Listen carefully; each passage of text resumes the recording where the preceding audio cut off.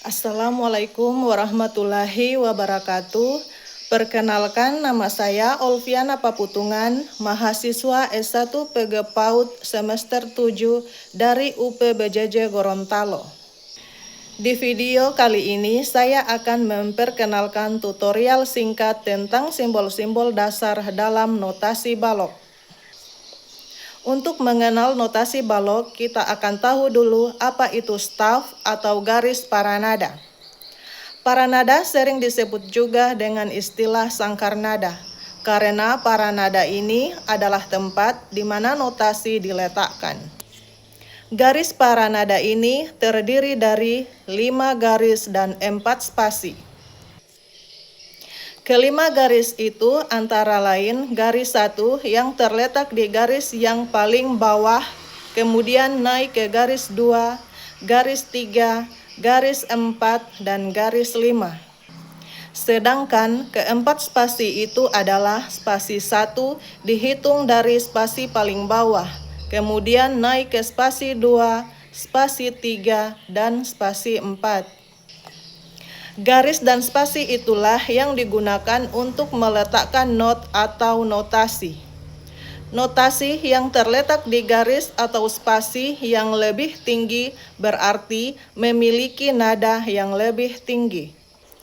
Dan not dari para nada dibaca dari kiri ke kanan. Nama-nama nada dalam musik diambil dari huruf abjad A sampai G. Nada itu adalah A, B, C, D, E, F, G. Untuk menentukan nama nada pada garis paranada, maka diperlukan tanda kunci atau case signature. Ada 3 kunci yang sebaiknya kita kenal, yaitu kunci G, kunci F, kunci C. Tapi pada video kali ini kita akan mengenal terlebih dahulu kunci G dan kunci F. Kali ini kita akan mulai mengetahui nama-nama nada dalam garis dan spasi pada kunci G. Kunci G mempunyai bentuk yang unik karena dia mempunyai kepala dan perut. Bagian perut dari kunci G tidak melewati garis pertama dan garis ketiga.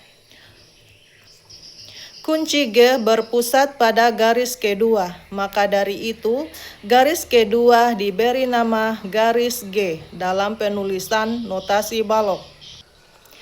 Dari nada G, kita akan turun ke bawah ke spasi yang pertama. Spasi yang pertama adalah not F. Di garis yang pertama ada not E, di bawah not E ada not D, dan di bawahnya kita beri garis bantu untuk menulis nada C. Not awal yang kita lihat tadi adalah not G, F, E, D, dan C. Baik, sekarang kita akan membaca nada C menuju ke atas. Nada C, D, E, F, G, yang juga sering dibaca dengan Do, Re, Mi, Fa, So, La, Si, Do. Atau biasa kita dengar Do, Re, Mi, Fa, So, La, Si, Do. Dan ini adalah nada C dari kunci G. Kalau donat dan telurnya menempel di garis bantu, baik itu yang bertangkai atau tidak, mempunyai bendera 1 atau 2 atau yang lainnya, berarti itu adalah not C, asalkan dia berada di garis bantu. Kunci G atau treble clef digunakan untuk nada tinggi, misalnya pada piano tangan kanan. Sekarang kita masuk pada simbol kunci F atau bass clef. Kunci F digunakan untuk nada rendah, misalkan piano tangan kiri. Kunci F berpusat pada garis keempat, maka dari itu garis keempat diberi nama nada F atau not F. Bila F berada di garis keempat, maka letak nada-nada lainnya menjadi seperti di gambar ini. Dan untuk nada-nada bisa ditulis secara lebih tepat, yaitu lihatlah gambar ini. Perhatikan not yang paling kanan. Ini adalah nada C1 atau middle C. Letaknya di garis bantu di atas garis paranada.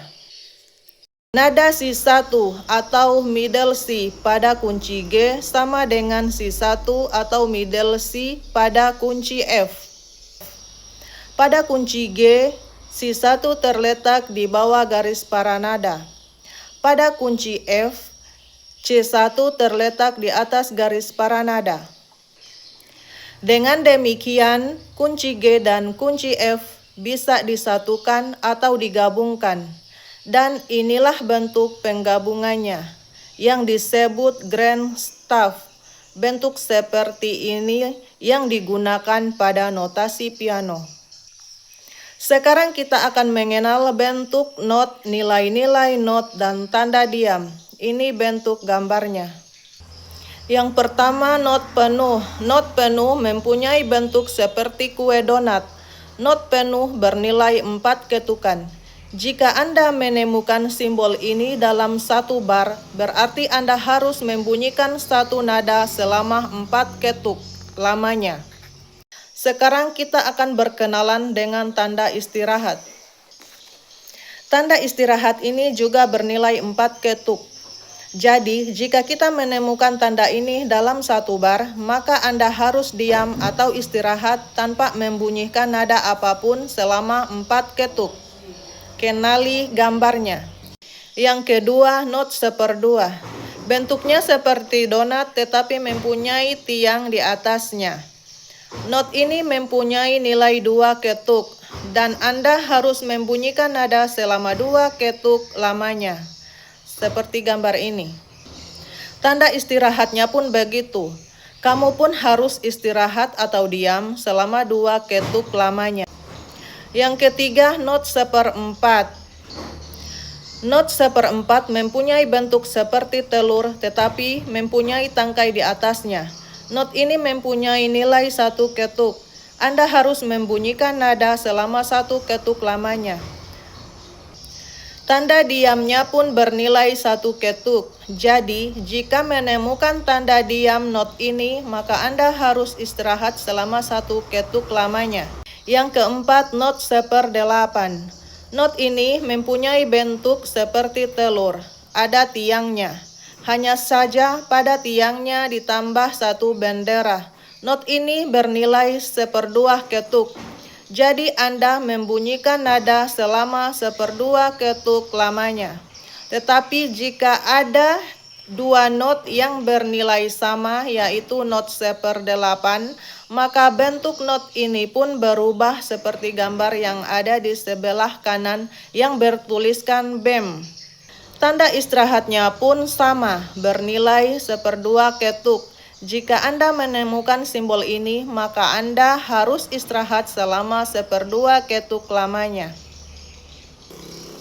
Yang kelima, not 1/16. Not ini hampir sama dengan not 1/8, hanya saja not ini mempunyai 2 bendera. Nilai notnya adalah 1/4 ketuk.